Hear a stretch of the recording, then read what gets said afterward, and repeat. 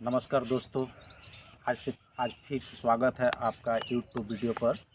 और हम लोग पिछले वीडियो में गैस और एसिडिटी की समस्या के बारे में जाने थे कि गैस और एसिडिटी की समस्या में हम क्या कर सकते हैं। तो उसमें तो मैंने कुछ बताया था नुस्खा, पर आसन जो हैं वो नहीं बताया था। आसन सिर्फ बताया था, करके नहीं दिखाया था। तो आज हम लोग 3 आसन सीखेंगे। पवन मुक्तासन और वज्रासन में कपालभाति और पद्मासन में कुछ एक प्राणायाम सीखेंगे। तो ये जो 3 आसन हैं, ये गैस और एसिडिटी की समस्या से काफ़ी ज़्यादा निजात देने वाले हैं और इसे छुटकारा दिलाने वाले हैं। तो इस तरह हम लोग आज जो है सबसे पहले पवन मुक्तासन सीखेंगे। पवन मुक्तासन हम लोग कैसे करते हैं।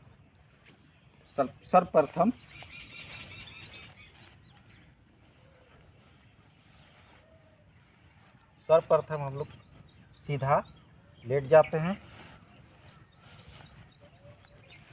सीधा लेटने के बाद बायां पैर धीरे धीरे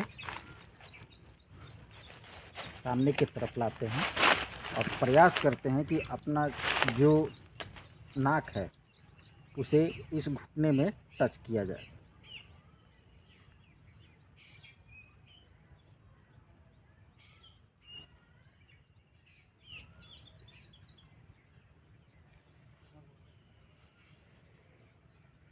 इसे 10 या 20 सेकंड काउंट तक कर सकते हैं। उसके बाद फिर दाहिना पैर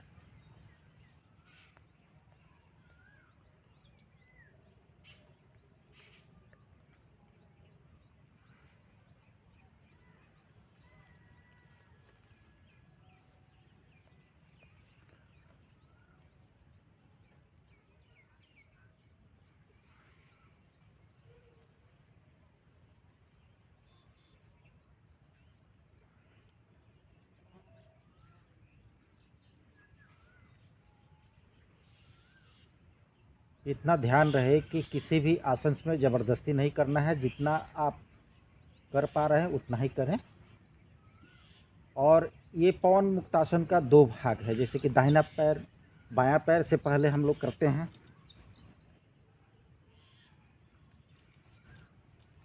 फिर दाहिना पैर से,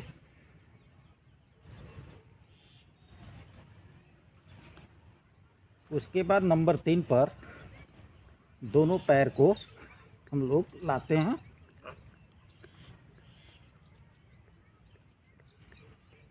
इस तरह से कर सकते हैं। तो प्रत्येक दिन इस तरह से कम 5-5 बार करें तो इससे गैस और एसिडिटी की समस्या में काफ़ी लाभ मिलता है।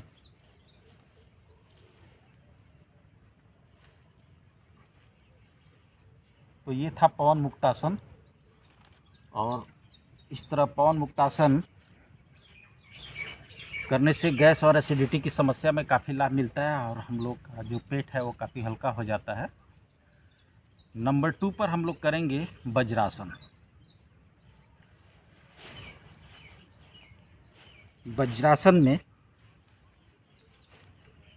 इस स्थिति में बैठ जाना है और ये हाथ जो है बिल्कुल इस तरह होना चाहिए और पीछे का जो दोनों पैर है वो बिल्कुल उठा हुआ होना चाहिए। इस तरह चपटा नहीं होना चाहिए, चाहे इधर से चपटा नहीं होना, इस तरह से चपटा नहीं होना चाहिए।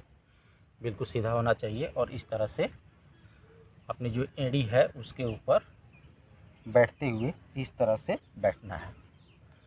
पर ध्यान रहे, जो भाती जो हम लोग करते हैं, जो कपालभाति बैठकर नाक से जैसे करते हैं ऐसे,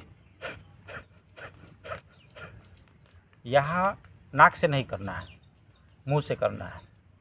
क्योंकि मुंह से इसलिए करना है कि जो भी एसिडिटी है या जो दूषित गैस है हम लोग के पेट के अंदर, वो जल्द बाहर निकलता है। ध्यान देंगे।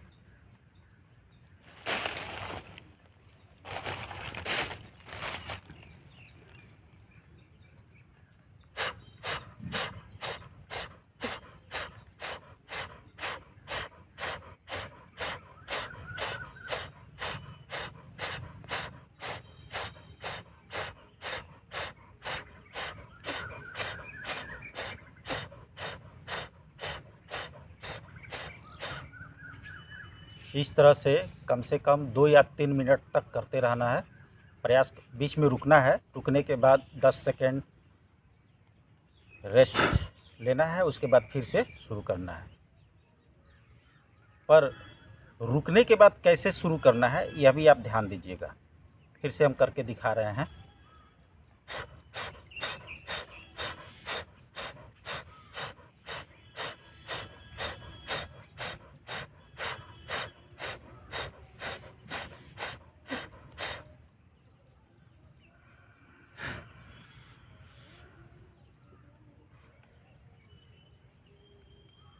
रुकने के बाद एक गहरा सांस लेना है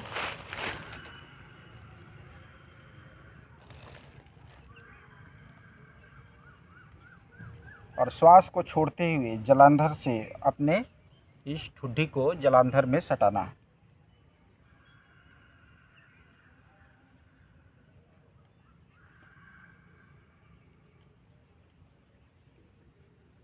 उसके बाद फिर से आप शुरू कर सकते हैं।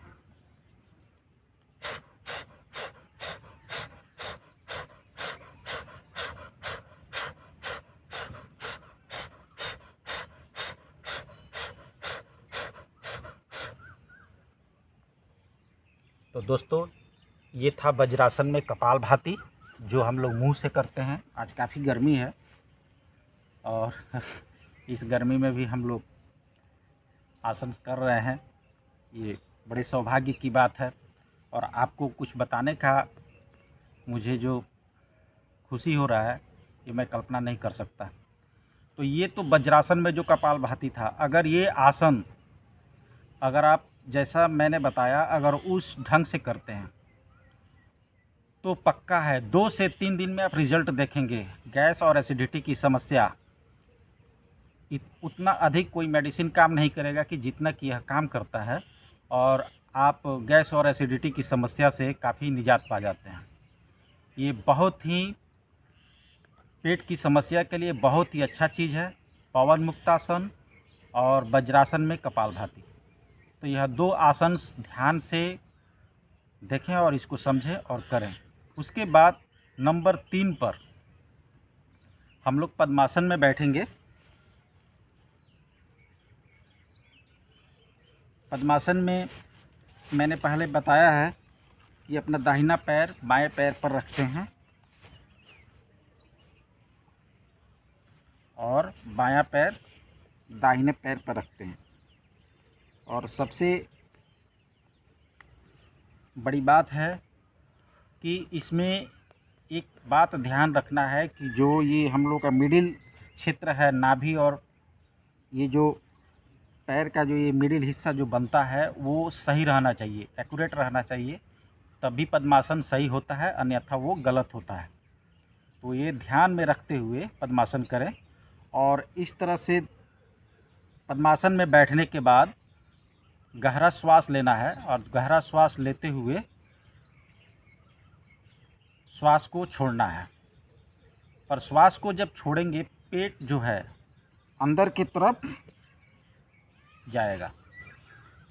यह समझाने के लिए, दिखाने के लिए मैं आपको उदाहरण के तौर पर एक चीज़ दिखा देना चाहता हूँ।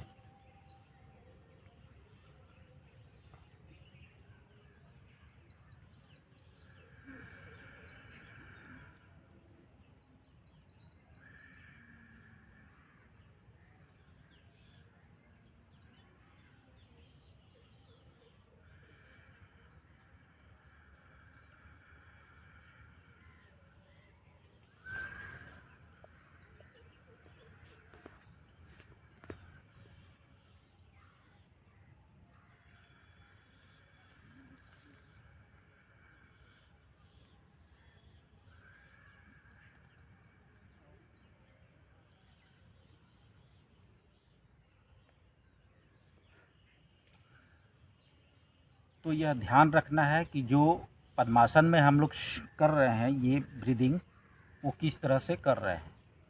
श्वास लेना है और जब हम लोग श्वास को छोड़ते हैं पेट हमारा अंदर की तरफ चपते हुए चला जाता है। इतना ध्यान रहे कि अग्निसार जो क्रिया है वो अलग है। पद्मासन में आप अग्निसार भूल से भी न करेंगे। इसका ध्यान रखना है कि ज़्यादा पेट को अंदर की तरफ खींचना ये न करेंगे, क्योंकि अग्निसार एक अलग ही आसन है। वो उसको आप पद्मासन में नहीं कर सकते। पद्मासन में नॉर्मल प्राणायाम जो है करते हुए अपने पेट को अंदर की तरफ खींचना है।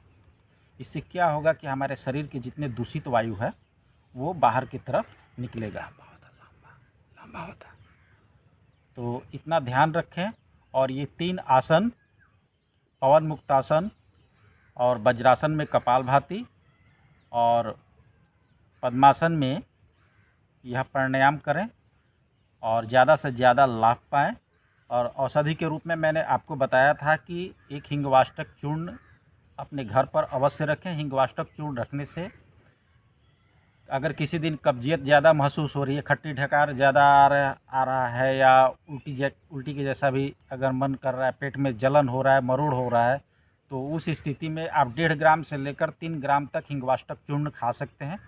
इससे क्या होता है कि हल्का फुल्का पेट में दर्द हो तो उसमें भी हिंगवाष्टक चूर्ण अच्छा काम करता है, अजीर्ण में भी अच्छा काम करता है, और गैस और एसिडिटी की समस्या में भी अच्छा काम करता है, और खाना को अच्छी तरह से डाइजेस्ट करता है। तो औषधि के रूप में आप हिंगवाष्टक चूर्ण रख सकते हैं।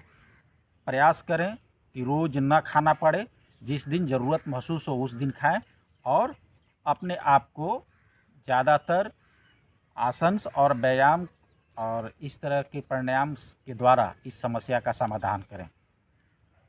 तो दोस्तों, आज के लिए बस इतना ही। बहुत बहुत धन्यवाद, और मैं आशा करता हूं कि आप ज़्यादा से ज़्यादा इससे लाभान्वित हों।